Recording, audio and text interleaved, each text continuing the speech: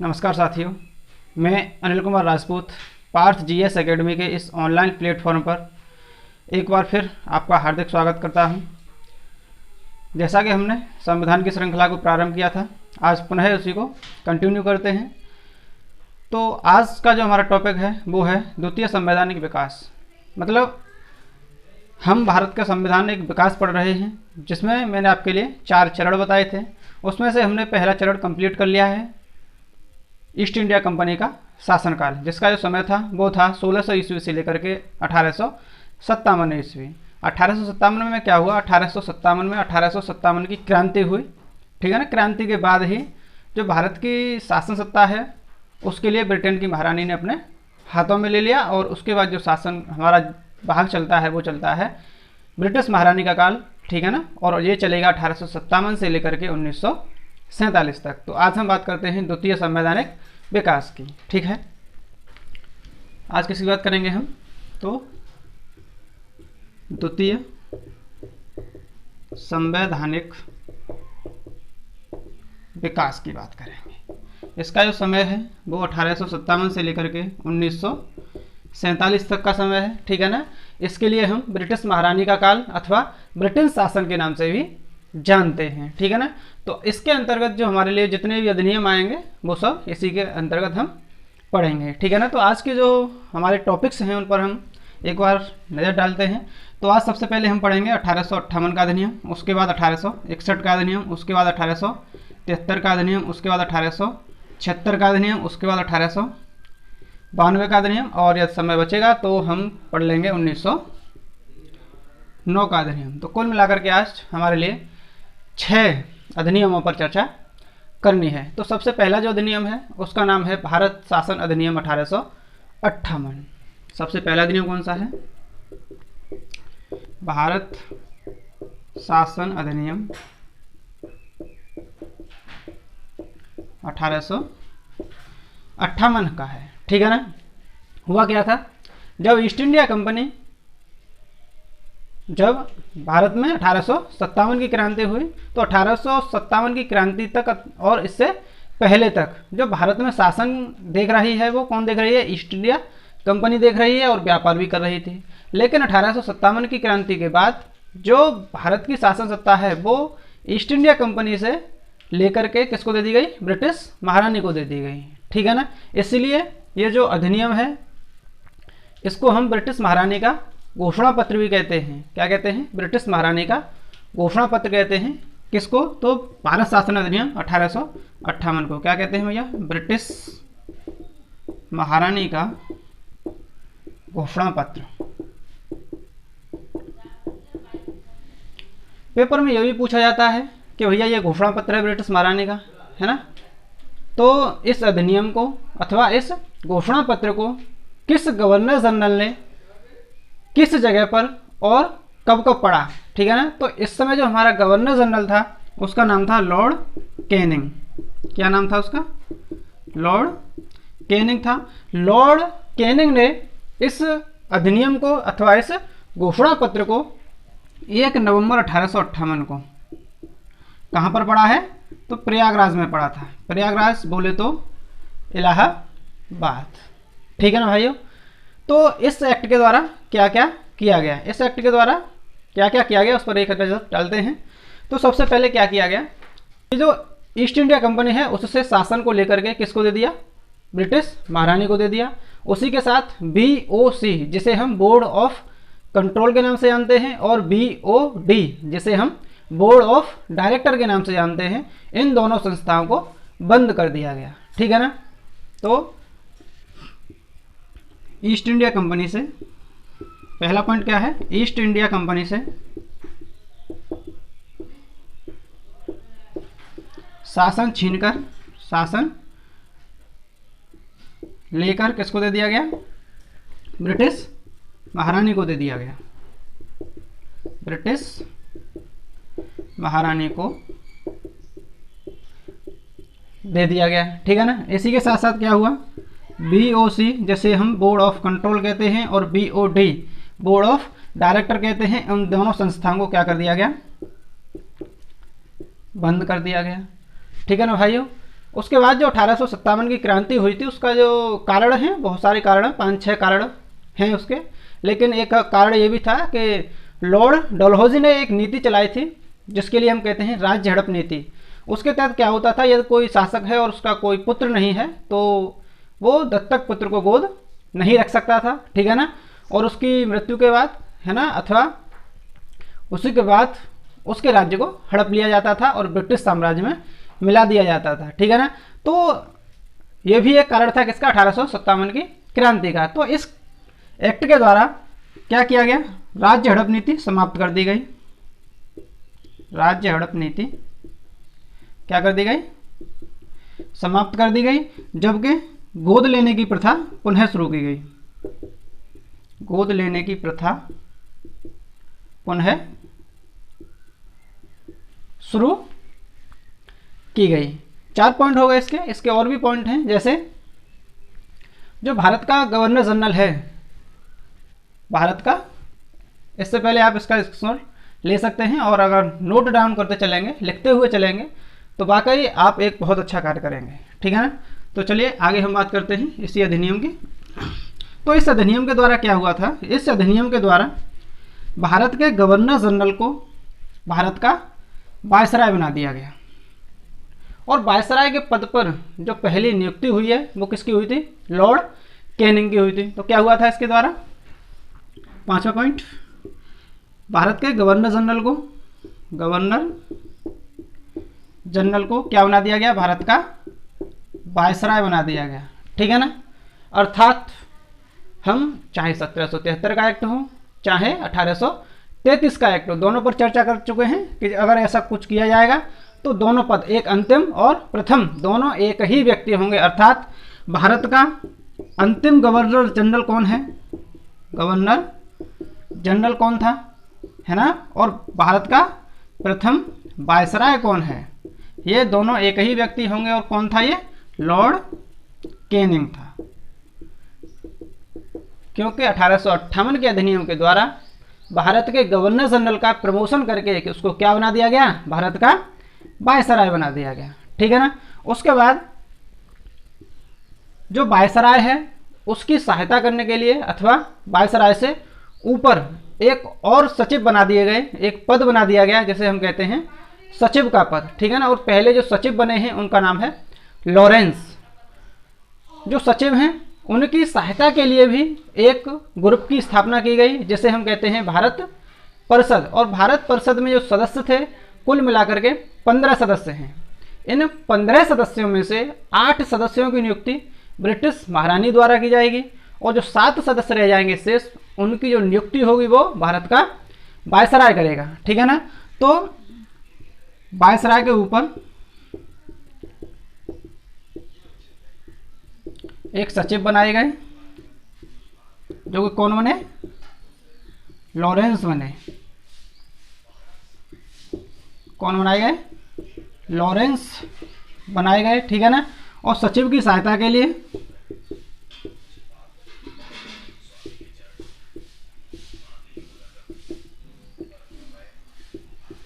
एक भारत परिषद का गठन किया गया। किसका गठन किया गया, भारत परिषद का गठन किया गया। इसमें जो सदस्य होंगे वो 15 सदस्य होंगे, और 15 में से 8 सदस्यों की नियुक्ति ब्रिटिश महारानी करेगी, ब्रिटिश महारानी करेगी, और 7 सदस्यों की नियुक्ति भारत के वायसराय के द्वारा की जाएगी। कभी पेपर में से पूछे कि बताइए किस अधिनियम के द्वारा भारतीय मामलों पर ब्रिटिश संसद का सीधा नियंत्रण, सीधा कंट्रोल स्थापित हो गया, तो वो अधिनियम है 1858 का अधिनियम, ठीक है ना। क्योंकि इस एक्ट के द्वारा ही ईस्ट इंडिया कंपनी से शासन को लेकर के ब्रिटिश महारानी को दे दिया गया, ठीक है ना। तो इस अधिनियम के द्वारा क्या हुआ था, भारतीय मामलों पर, भारत में जो भी मामले चल रहे हैं उन पर सीधी तरह से ब्रिटिश संसद का अधिकार हो गया, नियंत्रण हो गया, ठीक है ना। ब्रिटिश संसद का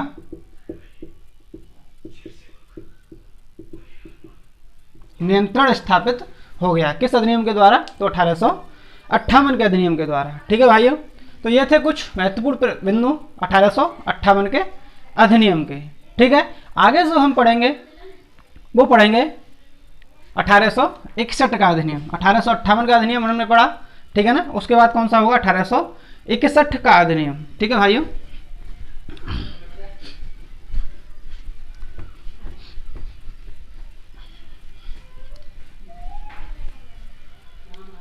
दूसरा जो अधिनियम है वो है 1861 का।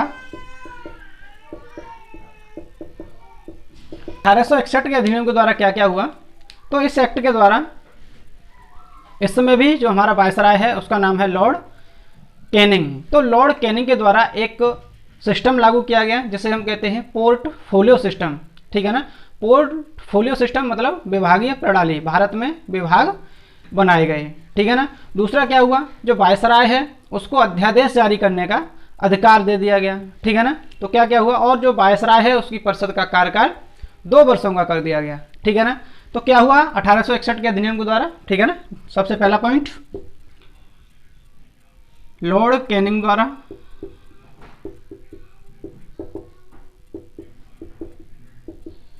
क्या शुरू किया गया, पोर्टफोलियो सिस्टम।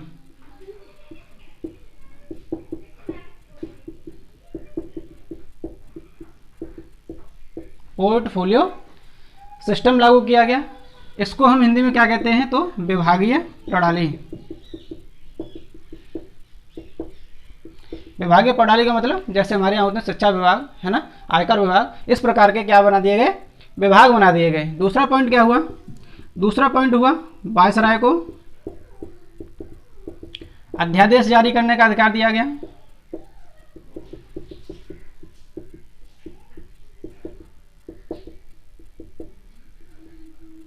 ठीक है ना। तीसरा पॉइंट क्या था, तीसरा पॉइंट यह है कि वायसराय की परिषद होगी, इस परिषद का कार्यकाल 2 वर्ष का कर दिया गया। कार्यकाल कितना कर दिया गया, 2 वर्ष का कर दिया गया। ठीक है ना, और इसी अधिनियम के द्वारा वायसराय को नए प्रांतों का निर्माण करने का अधिकार दिया गया।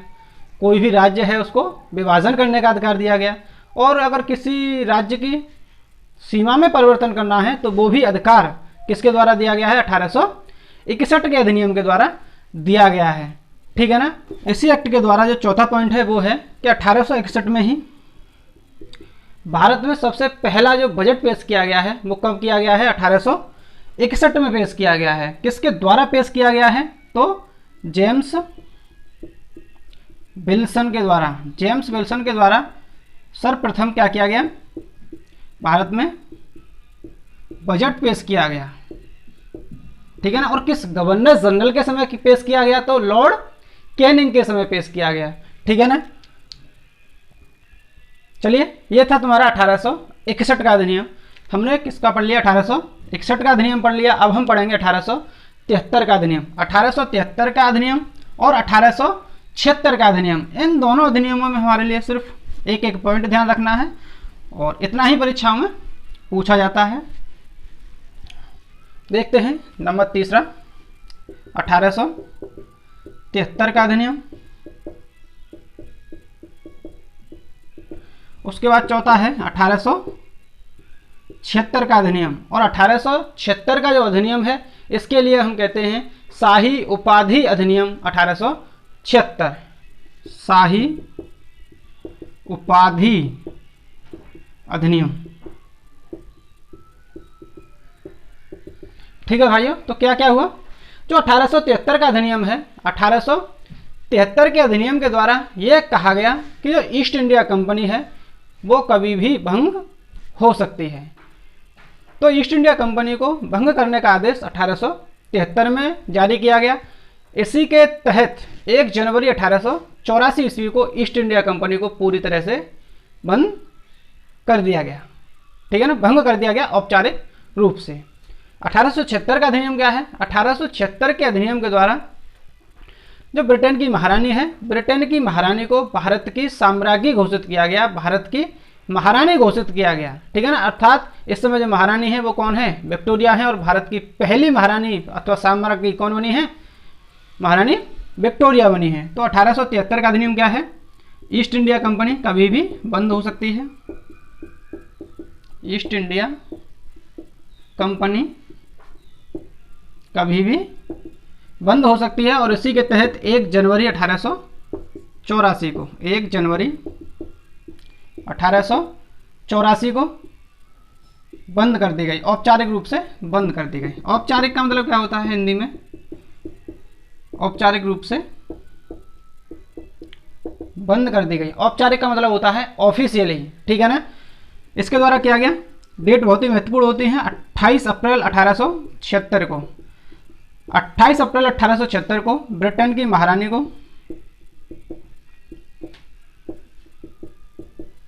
क्या किया गया? भारत की साम्राज्ञी घोषित किया गया। जो सम्राट है, सम्राट का जो स्त्रीलिंग शब्द है वो क्या है? साम्राज्ञी है, ठीक है ना। तो भारत की क्या किया गया? भारत की साम्राज्ञी घोषित किया गया। और भारत की पहली साम्राज्ञी कौन बनी है? तो महारानी विक्टोरिया बनी है, ठीक है ना। तो ये थे हमारे 1873 का अधिनियम और 1876 का अधिनियम। सच मानिए इससे ज़्यादा पेपर में कुछ भी नहीं पूछा जाता, चाहे आप किसी भी लेवल की तैयारी कर रहे हों, ठीक है ना। चाहे वो लोअर PCS हो, RO हो, UPSI हो, यूपी पुलिस हो, यूपी BDO हो, UPSSC का कोई भी पेपर हो, अथवा चाहे IAS PCS का प्री ही क्यों ना हो, ठीक है ना। इसके बाद हम बात करते हैं 1873 का पढ़ा, 1876 का पढ़ा, उसके बाद हम पढ़ेंगे 1892 का अधिनियम। 1892 का अधिनियम क्या कहता है? 5 नंबर।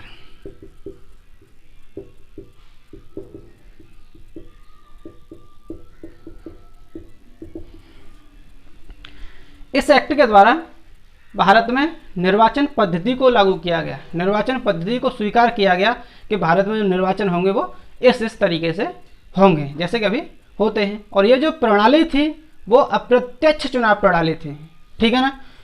तो क्या क्या किया गया इसके द्वारा? नंबर 1 पॉइंट, भारत में निर्वाचन पद्धति को स्वीकार किया गया।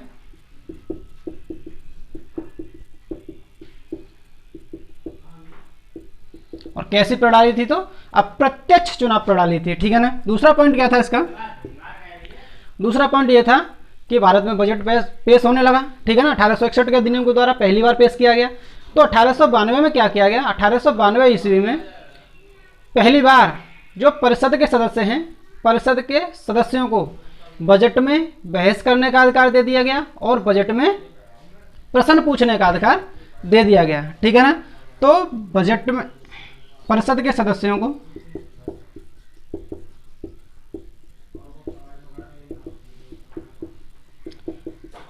बजट पर क्या क्या करने का? बहस करने का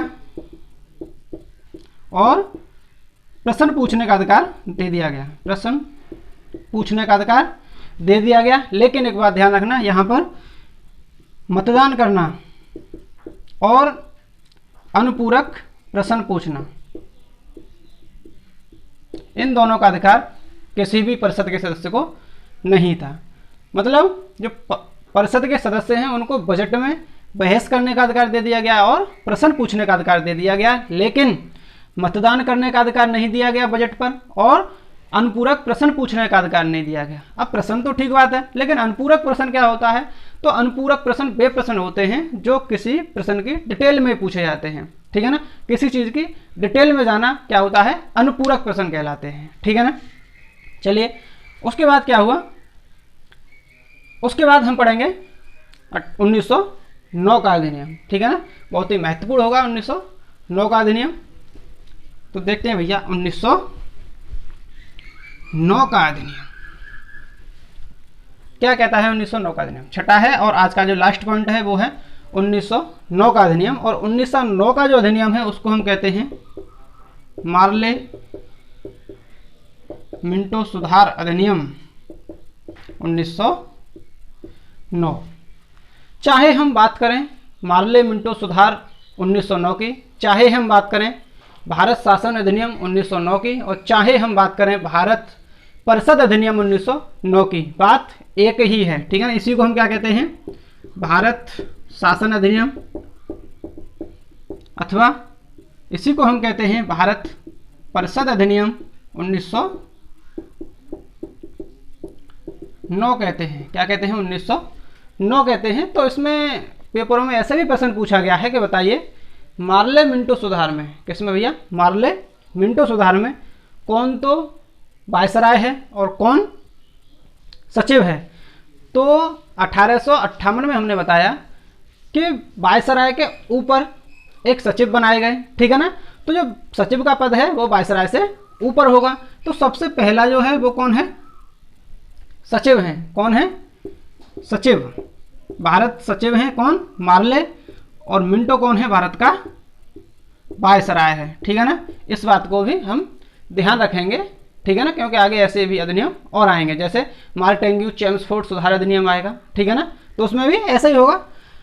उसके बाद इस अधिनियम को अथवा इस सुधार को लाने की सिफारिश किसने की थी। तो इस अधिनियम को लाने की जो सिफारिश की है वो सिफारिश की थी, एक समिति थी, अरुणडेल समिति की सिफारिश पर। अरुणडेल समिति की सिफारिश पर इस अधिनियम को भारत में लागू किया गया था, ठीक है ना। इस अधिनियम की जो नीति है, जो पॉलिसी है, वो कौन सी है, नीति को हम क्या कहते हैं, पॉलिसी। तो इसकी जो पॉलिसी है वो है फूट डालो और राज करो, फूट डालो और राज करो। इसको हम कहते हैं डिवाइड एंड रूल पॉलिसी, ठीक है ना। इस अधिनियम के द्वारा अरुणडेल समिति ने यह सुझाव दिया था कि जो भारतीय हैं उनके लिए हम संप्रदायों में बांट दें और उन पर फूट डल जाएगी, वो अपनी फूट में ही लगे रहेंगे और हम आराम से अपना शासन सत्ता और व्यापार चलाते रहेंगे। लेकिन ऐसा ज़्यादा दिन तक नहीं हो सका, है ना। चलिए तो बात करते हैं हम 1909 के मार्ले मिंटो सुधार की। इस अधिनियम के द्वारा क्या क्या किया गया। तो इस अधिनियम के द्वारा सबसे पहला जो पॉइंट है वो यही है। चलिए इसका सबसे पहला पॉइंट है वो ये है कि जो परिषद के सदस्य हैं उनके लिए बजट पर मतदान करने का अधिकार भी दे दिया गया और अनुपूरक प्रश्न पूछने का भी अधिकार दे दिया गया। किसके द्वारा, 1909 के द्वारा, ठीक है ना। पूछा जाता है कि बताइए परिषद में अथवा परिषद के सदस्यों को, ठीक है ना, अनुपूरक प्रश्न पूछने का अधिकार कब दिया गया, 1909 में। बजट पर मतदान करने का अधिकार कब दिया गया, 1909 में, ठीक है ना। तो इसके द्वारा परिषद के सदस्यों को क्या किया गया, बजट पर मतदान करने के लिए और अनुपूरक प्रश्न पूछने का अधिकार दिया गया। अनुपूरक प्रश्न पूछने का अधिकार भी दे दिया गया। किसके द्वारा, तो 1909 के अधिनियम के द्वारा, ठीक है ना। चलिए आगे जो हम पढ़ेंगे इसके पॉइंट्स। दूसरा पॉइंट इसका क्या है, तो दूसरा पॉइंट है इसका भारत में केंद्रीय विधान परिषद की पूरी तरह से स्थापना कर दी गई, ठीक है ना। क्या किया, दूसरा पॉइंट, भारत में केंद्रीय विधान परिषद की पूरी तरह से क्या कर दी गई, पूर्ण रूप से स्थापना कर दी गई। और इसमें जो सदस्य संख्या होगी वो कितनी होगी, 60 सदस्य हो गए। कितने सदस्य बढ़ा दिए गए, इसमें 60 सदस्य कर दिए गए पूरी तरह से, ठीक है ना। और कुछ प्रांतों में भी विधान परिषद की स्थापना होने लगी थी, ठीक है ना। तीसरा पॉइंट क्या है, तीसरा पॉइंट यह है अब तक अंग्रेजों की कोई भी संस्था रही हो, चाहे वो पहले की बीओसी हो, बीओडी हो, सीओडी हो, भारत परिषद हो, ठीक है ना, या फिर वायसराय की कार्यकारिणी हो, इन सब में किसी में भी कोई भी भारतीय सदस्य शामिल नहीं था। लेकिन इस अधिनियम के द्वारा 1909 के मार्ले मिंटो सुधार के द्वारा भारत परिषद में और वायसराय की कार्यकारिणी में भारतीय सदस्यों को भी शामिल किया गया था, ठीक है ना। तो भारत परिषद में भारतीयों को कब शामिल किया गया, तो 1909 में शामिल किया गया, ठीक है ना। तो इस एक्ट के द्वारा भारत परिषद में और वायसराय की कार्यकारिणी में, वायसराय की कार्यकारिणी में भारतीय सदस्यों को भी शामिल कर लिया गया, ठीक है ना। तो बहुत ही महत्वपूर्ण प्रश्न ये है कि बताइए भारत परिषद में शामिल होने वाले प्रथम व्यक्ति कौन है और वायसराय की कार्यकारिणी में शामिल होने वाले व्यक्ति कौन है। तो जो भारत परिषद में शामिल होने वाले व्यक्ति हैं उस व्यक्ति का नाम है केसी गुप्ता, केसी गुप्ता, ठीक है ना। और वायसराय की कार्यकारिणी में जो शामिल हुए हैं वो हुए हैं एसपी सिन्हा। कौन शामिल हुए हैं? एसपी सिन्हा शामिल हुए हैं। इसकी बात हम और करें तो प्रथम याद कर लीजिए, है ना। हालांकि सैयद हुसैन बिलग्रामी वगैरह और भी व्यक्ति इसमें थे, ठीक है ना। तो 3 पॉइंट हो गए, और जो चौथा पॉइंट है वो बहुत ही महत्वपूर्ण पॉइंट है, ठीक है ना। और उसी के द्वारा हम समझेंगे कि इसकी नीति वास्तव में क्या थी, ठीक है ना। फूट डालो और राज करोगे। चौथा पॉइंट क्या है? चौथा पॉइंट ये हुआ था कि इस एक्ट के द्वारा मुस्लिम के लिए, जो मुस्लिम धर्म के लोग थे उनके लिए पृथक निर्वाचन क्षेत्र की क्या कर दी गई? व्यवस्था कर दी गई, ठीक है ना। क्या कर दी गई? पृथक निर्वाचन क्षेत्र की व्यवस्था। तो मुस्लिमों के लिए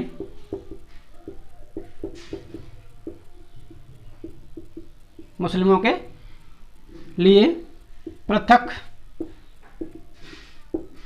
निर्वाचन क्षेत्र की व्यवस्था किसके द्वारा की गई है? तो 1909 के अधिनियम के द्वारा, ठीक है ना। क्या थी ये? तो ऐसे क्षेत्र जहां पर मुस्लिम आबादी अधिक हो अथवा मुस्लिम धर्म के अधिक व्यक्ति रहते हों, तो वहां पर जब भी चुनाव होंगे तो मुस्लिम व्यक्ति ही चुनाव में खड़े होंगे, दूसरा किसी भी धर्म संप्रदाय का व्यक्ति चुनाव में खड़ा नहीं हो सकता था। इसके द्वारा क्या हुआ? संप्रदाय बने तो फूट डली, ठीक है ना। तो भारत में इसके द्वारा क्या हुआ? संप्रदाय बना दिए गए, ठीक है ना। और एक प्रश्न बहुत ही महत्वपूर्ण पूछा गया था एक बार कि बताइए भारत में सांप्रदायिकता का बीजारोपण किस अधिनियम के द्वारा हुआ? तो कौन सा अधिनियम है? 1909 का अधिनियम है। संप्रदाय बने ना, तो संप्रदाय का बीजारोपण, ठीक है ना। तो इसके द्वारा क्या हुआ? भारत में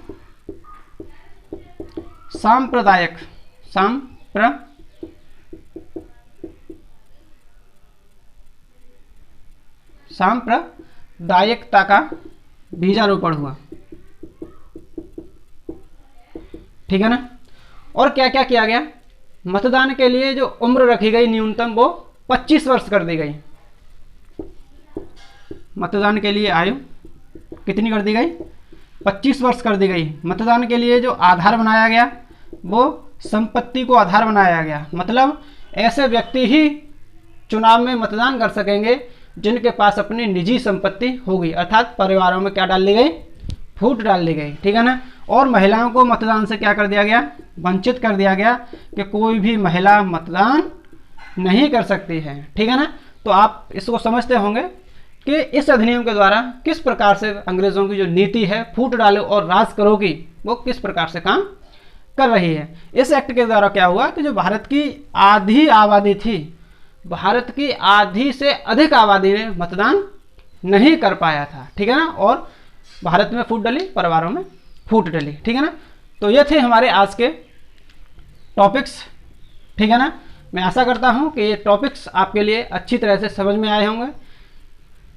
आगे ऐसी वीडियो पाने के लिए और मेरा उत्साहवर्धन करने के लिए आप इस चैनल के लिए सब्सक्राइब करें, वीडियो को आगे अधिक से अधिक व्यक्तियों के पास शेयर करें जो कॉम्पिटिशन परीक्षाओं की तैयारी कर रहे हो, चाहे किसी भी लेवल की हो। आगे की और नोटिफिकेशन पाने के लिए बेल आइकन को दबाना ना भूलें। और यदि आपका कोई कमेंट है अथवा कोई सुझाव है तो आप उसको कमेंट बॉक्स में टाइप कर सकते हैं। थैंक यू, धन्यवाद।